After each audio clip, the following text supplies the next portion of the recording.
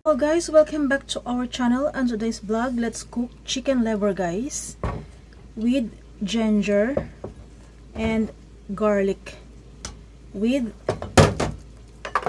spicy to guys, chili from my garden.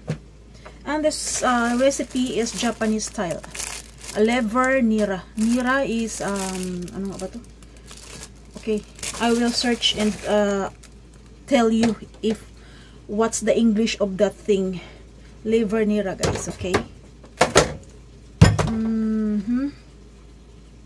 Then this one is from my fridge, still freezing from my fridge guys. This product is from my garden last year. I have almost 1 kilo there on my fridge. 1 kilo of chili. There's a lot.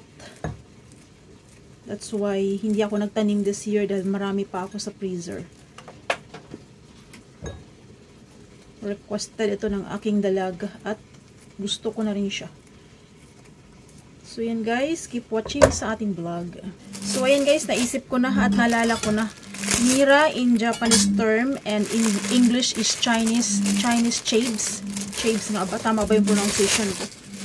Basta yun na yun. Hindi siya sibuyas. Pero amoy sibuyas siya. I think mayroon ito sa Pinas eh. Hindi lang ako sure kasi parang may nakita akong ganito sa bundok. Sa tanim ng aking pinsan. I'm not so sure if that one is liver ni ano ba ito? Chinese chives. Ayun. Nabibili mo ito guys sa supermarket. Luto na. So, you can cook your own.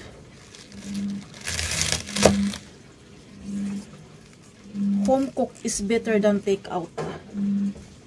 So, yun po yun. Ang bango niya guys. Meron siyang sariling amoy. Lalo na pag naluto na siya. Lalo siyang magiging mabango. It would be more tasteful. Then let's prepare the seasoning guys. This is sugar. And this time I would rather use oyster sauce. Wala akong ano. Black pepper and salt. Then black soy sauce.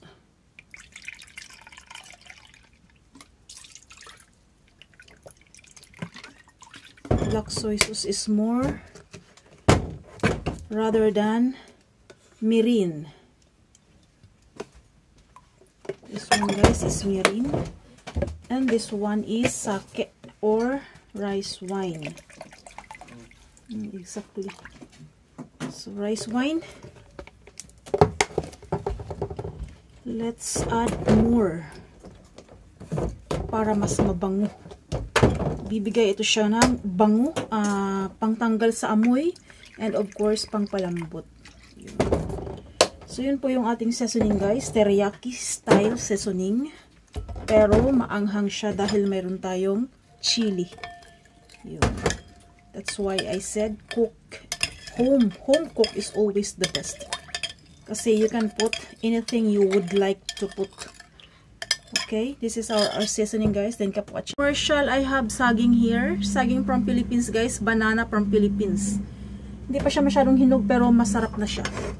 This one is 250 yen. So isang peraso 50 yen. Ganun po kamahal ang saging dito. Pero bumili ako dahil craving ako. So yun guys, let's put the garlic. Ubus na ang aking garlic paste na galing sa Canada. Naubos na sa kakaluto ko ng mushroom. Ang sarap na kasi ilagay sa mushroom eh. Perfect.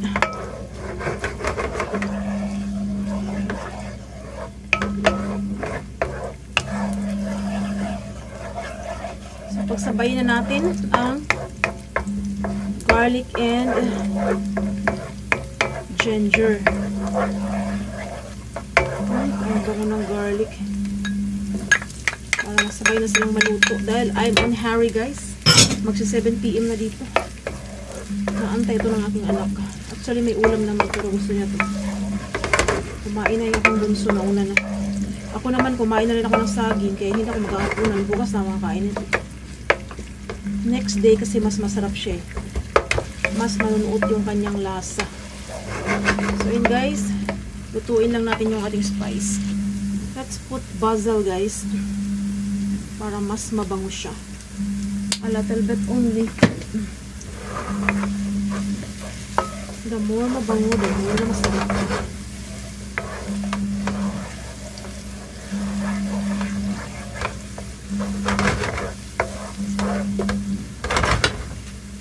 So ayan guys, luto na po yung ating spices, and let's put the main liver. Mabuwag na po siya ng konti. Konti lang. Mabawasan lang yung kanyang amoy. Binual ko lang siya. Pinakuluan ko lang siya ng konti sa suka. Water na may suka with asin.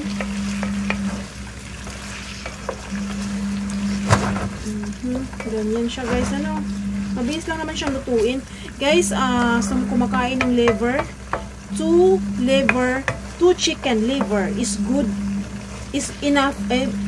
enough for 1 day.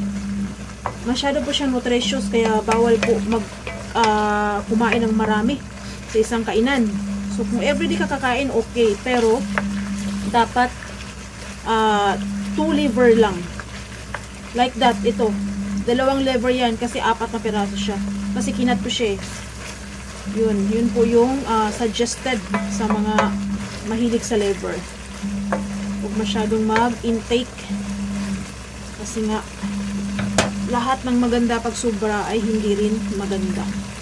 So, good for brain po din siya guys. Kaya, kung mahilig ka, good for you. Ako naman, hindi naman talaga lagi. Depende lang kapag craving. So, at this point guys, ilagay na natin yung ating mixture na seasoning. At i-wait natin siya, pakuluin natin siya hanggat sa mag-half yung kanyang liquid. So, yun po. Pag nag-half na yan, matik, luto na yan siya. Diba? With sili, ay, super yummy. So, yan guys, takpan natin siya at hanggang sa mag-half ang kanyang water or liquid, then, yun po ay okay na. Okay, kipoche. So, yan na guys, naubos na yung kanyang sabaw. Half or 70%. Then, lutong-luto na siya. At this moment, ilagay na natin yung ating Chinese chives or nira. Simple lang siya guys, pero mas masarap siya kaysa bumili ka ng luto na. Para siyang teriyaki pero spicy. Araw-araw mo ito makikita sa supermarket. Ready to eat na. Never ba? Liver nira ang tawag sa recipe na ito. Spicy liver nira. Dito mo lang malalasahan yan sa kitchen ko. Yan, lumabas na yung kanyang aromatic na amoy. Which is perfect sa ating main na liver. So, yun yung kanyang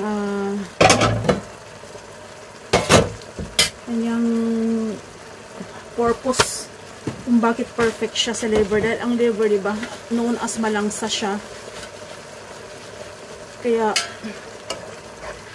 masarap siya ihalo sa liver. Ang nira or Chinese chives. So, kunting halo-halo na lang. Pwede rin walang sabaw, pero mas masarap may sabaw habang tumatagal. Yung kanyang lasa is manunuot sa liver. At malambot.